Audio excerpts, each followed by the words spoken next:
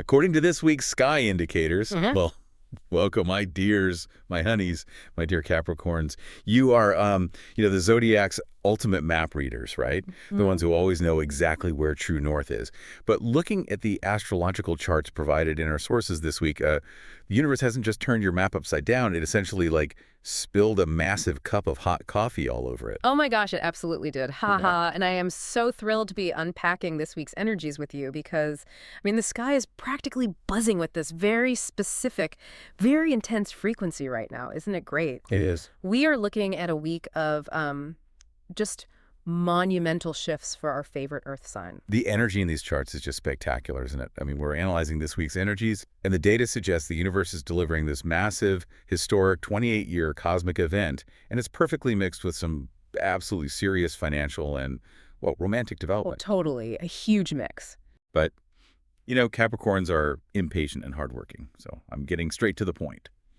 Our goal today, based on everything we're seeing in the sky, is to give you, our dear Olak, the specific tools to blend your trademark discipline with pure joy this week. Blending discipline with joy, yes. That really is the ultimate Capricorn mission, isn't it? And wow, what a week to attempt it. Right. But before our ambitious mountain goat can, climb to the summit and plant their flag, the charts indicate we have to talk about the thick, confusing fog rolling in at the base of the mountain. Yes, the infamous fog. Because usually, Capricorns despise ambiguity. They thrive on clear directives and efficiency. Right? Absolutely, they need a plan. Always. But the sources point to a very tricky planetary combination causing this atmospheric haze. Mercury is finally moving direct, which normally brings a sigh of relief.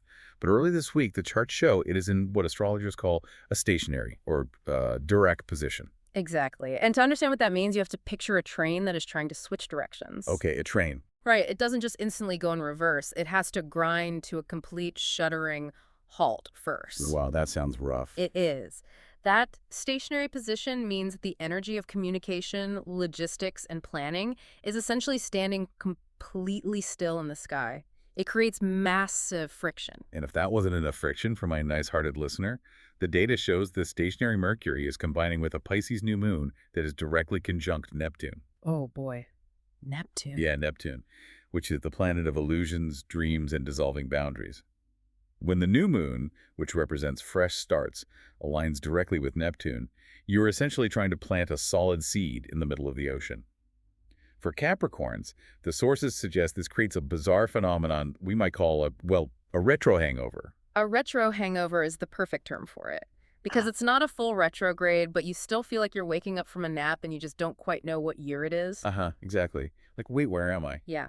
The boundary between the conscious waking mind and the subconscious dream state becomes incredibly thin. The sources outline how this is going to manifest, and honestly, it sounds highly frustrating for a sign that prides itself on getting things right the first time. Very frustrating. Listeners might experience severe brain fog this week. We're talking about making uncharacteristically silly mistakes, sending highly confidential emails to the completely wrong person, or, and this is a big one mentioned in the readings, buying the wrong travel tickets. Oh my gosh, can you imagine? Your highly organized Capricorn carefully planning a business trip, only to realize, standing at the train station, that they booked the ticket for the wrong day. Or from the wrong destination entirely. Yes. That stationary Mercury just scrambles the fine print. And speaking of travel and logistics, the sources emphasize that vehicle maintenance is incredibly crucial right now. Oh, that's a good point to highlight. Watch out for motor or gear issues. If your car is making a funny noise this week, the astrological advice is just do not ignore it. But the fog doesn't lift when the sun goes down, does it?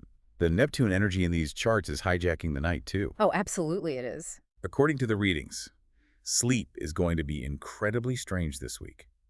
Capricorns can expect weird, vivid dreams, waking up 50 times a night, tossing and turning, and underneath it all, just this deep, heavy yearning for a solid, uninterrupted 8-hour sleep. It's so true. The body and the mind are craving rest, but because Neptune's energy is so soupy and fluid, True rest feels entirely elusive. Right. It's like you can't quite catch it. Exactly. The subconscious is working overtime processing emotions, which leads to psychological and emotional exhaustion, way more than physical tiredness. If I can jump in with a thought here, looking at this data, it's like our organized Capricorn is trying to run a marathon in a swimming pool.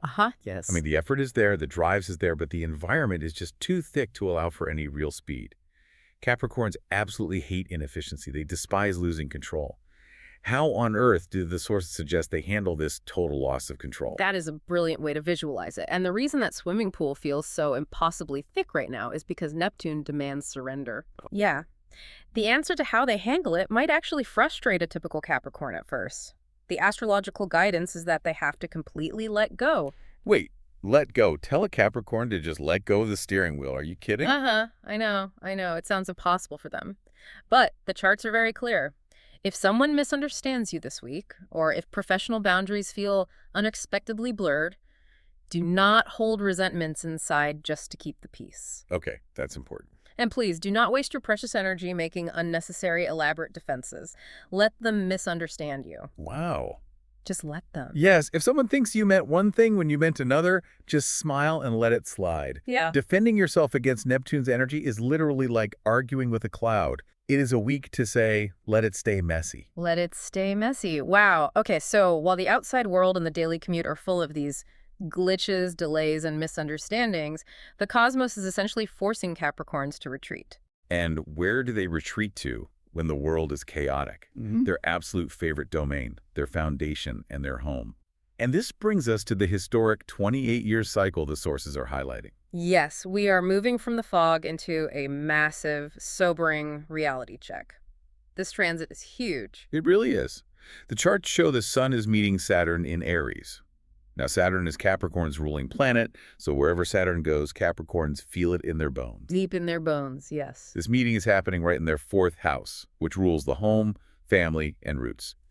And as if that wasn't structurally significant enough, it is linking to Pluto in Aquarius, which sits in their second house of values and material resources. It is an incredibly potent alignment. To break down the mechanics of this, Saturn represents structure, time, limitation, and responsibility. How heavy stuff. Right, the heavy lifting. And it takes about 28 to 29 years for Saturn to complete a full orbit around the sun.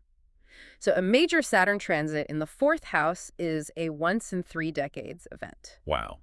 Once in 30 years. Yeah.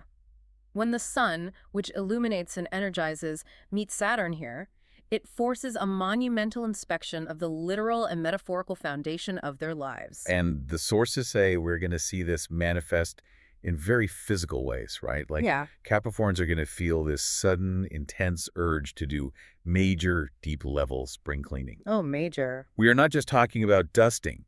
We are talking about washing the heavy winter curtains, finally fixing those broken tiles in the bathroom that have been ignored for 6 months, cleaning out the gutters, or totally rearranging the heavy furniture. Oh, absolutely. They'll be up at 2 a.m. with a ladder, I swear. The physical environment must reflect their internal need for order and security. When Pluto in the second house of values connects to this, it means their physical surroundings need to align with what they deeply value now, not what they valued 10 years ago. Well, that makes so much sense. Right. But it's not just about clean gutters. The charts indicate this manifests structurally in their family lives, too. Okay, so more than just chores. Exactly. This is the energy of serious sit-down family talks. It could mean making the heavy decision to move, buying or selling property, a young adult finally moving out of the house, or maybe unexpectedly returning home, roommate changes. Big life stuff. The universe is looking right at them and asking a very direct, unavoidable question. What kind of life do you really want to build, and where do you actually feel safe? You know, if Saturn is forcing them to clean their literal house and rearrange their living situations, I have to imagine this is a metaphor for their emotional house, too. It totally is. Because Saturn is all about strict discipline and rules, but the fourth house is the most tender, private part of the chart. It seems like the cosmic taskmaster is making our stoic, tough Capricorns suddenly deal with their vulnerable feelings. They can't hide behind their armor this week. You've hit on the exact core of this transit. We tend to think of resilience, especially Capricorn resilience, as just putting your head down, working harder, and pushing through the pain. The classic Capricorn way. Right. But the astrological sources suggest that true resilience, the permanent kind Saturn wants you to build, requires integrating those soft, vulnerable parts of yourself. You simply cannot build a solid, enduring house on a cracked emotional foundation. It's like retrofitting a historic building for an earthquake. You have to pull back the drywall and expose the old, vulnerable wooden beams to reinforce them with steel. Otherwise, the whole house collapses when the ground shakes. What a fantastic analogy. That is exactly what Saturn is doing in the fourth house.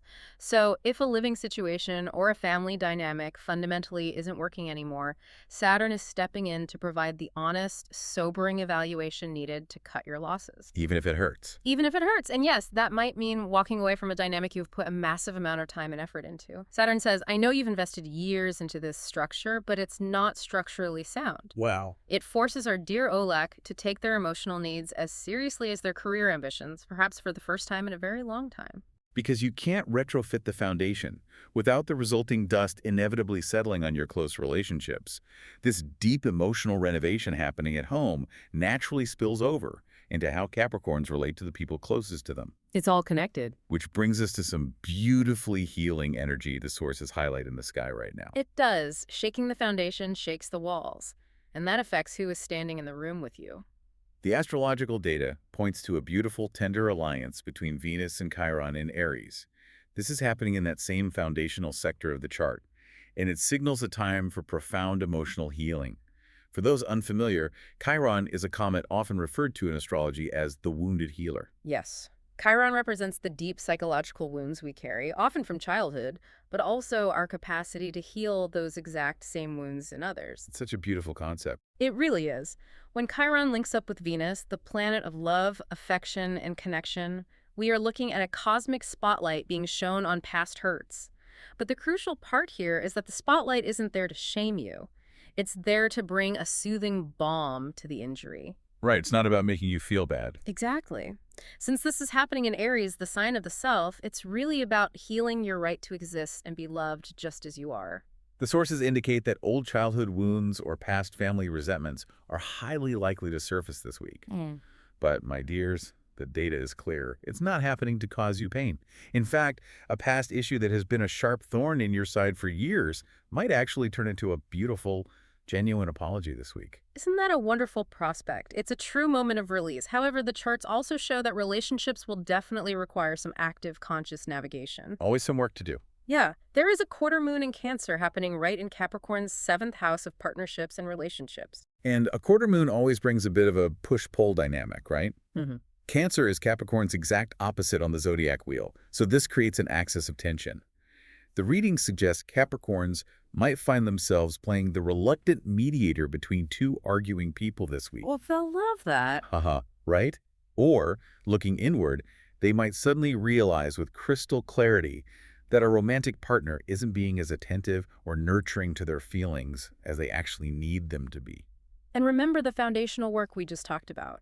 Because Saturn is currently asking them to honor their vulnerability in the 4th house, they aren't just going to brush that lack of attention under the rug anymore. No more sweeping things away. Exactly. They're going to see that relational deficit very clearly, and they are going to require it to be fixed. Then, just to mix the energy up even more, the sources show that on Sunday and Monday, the moon moves into the 5th house of joy and romance, and it links up with Uranus, the planet of sudden surprises. I love this transit. It brings this totally spontaneous, bubbly, unexpected romantic energy, or perhaps sudden invitations to vibrant social events. It really is an emotional roller coaster of a week.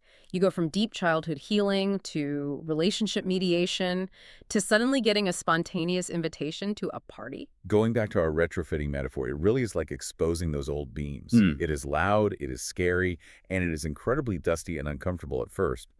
But suddenly when the wall comes down, there is so much more warm light flooding into the room. I love that continuation of the image. The overarching advice from the sources here for Capricorns is to radically trust their gut. If a romantic connection feels off, if the other person is stingy with their affection or simply doesn't feel emotionally safe, do not ignore that feeling just because you crave the illusion of security. Trust that gut feeling. Yes. Saturn demands real structural security, Not a comfortable fantasy. Alternatively, because of that potent Chiron energy, you might find yourself giving incredibly profound, caring advice to someone who desperately needs your specific wisdom. You might be the rock for someone else's collapsing building this week. Oh, my honeys. You are always the rock. You carry so much for everyone else. But now that the home and the heart are getting sorted out and structurally reinforced, the charts say we get to talk about what Capricorns secretly, or maybe not so secretly, love most: success, career, and material wealth. The material world, this is where the earth signs usually feel most comfortable and empowered. And according to the data, the sky is delivering big time in this department. There's a sensational link right now between Mars, the planet of action, drive, and ambition, and Jupiter, the planet of massive expansion, luck, and abundance. Such a great combo. After weeks of feeling entirely bogged down, like you've been working 80-hour weeks but just spinning your tires in the mud, the sources say career opportunities are finally bursting wide open. It is a massive, palpable shift in forward momentum. Mars provides the raw, aggressive drive to push forward, and Jupiter magically opens the heavy doors that were previously locked. We are seeing indications of great opportunities for highly lucrative consulting work, sending out new job applications that actually get pulled to the top of the pile, and signing really important long-term agreements or contracts. It is like the green light you have been waiting for all year has finally switched on. However, Oh no. Whenever an astrologer says, however, I know we need to brace ourselves. What's the catch? However, we must look at the whole picture presented in the charts. While Mars and Jupiter are high-fiving, Venus is currently squaring Jupiter. Okay, a square. Yeah, in astrology, a square is a 90-degree angle between two planets, and it inherently creates friction and tension. When Venus, the planet of pleasure, luxury, and money, squares Jupiter, the planet of expansion, well, the resulting tension brings a massive risk of exaggerated, over-the-top spending. Oh boy. So the tension creates an itch, and the only way to scratch it is to buy something expensive. Exactly. The sources specifically warn about buying the absolute most luxurious items, indulging in intense emotional eating. Bring on the premium baklava and the expensive artisanal pastries. You joke, but that is exactly the energy. And worse, the charts warn of exploding the credit card on online sales, specifically targeting campaigns and sales for home decor and furniture. Wait. I have to look at this data again. A Capricorn blowing their carefully managed budget on luxury items, exploding a credit card on an online furniture sale. I know. That is completely unheard of for this sign. Isn't this the sign of the ultimate saver? The sensible, pragmatic earth sign that keeps a color-coded spreadsheet for their grocery coupons. Normally, yes. They are the masters of delayed gratification. And that is exactly why the astrologers we're pulling from today highlight this as such a dangerous, invisible trap this week. I think I see the psychology behind the astrology here. Let's connect the dots. We just talked at length about how intensely the cosmos via Saturn is pushing them to secure their fourth house, their home base. They feel this overwhelming, urgent need to make their nest structurally perfect and undeniably safe. That urge is so powerful right now that the Venus-Jupiter square might trick their usually sensible brains into buying incredibly expensive things they absolutely do not need, all under the psychological guise of improving the home's foundation. Oh, that's sneaky. It is.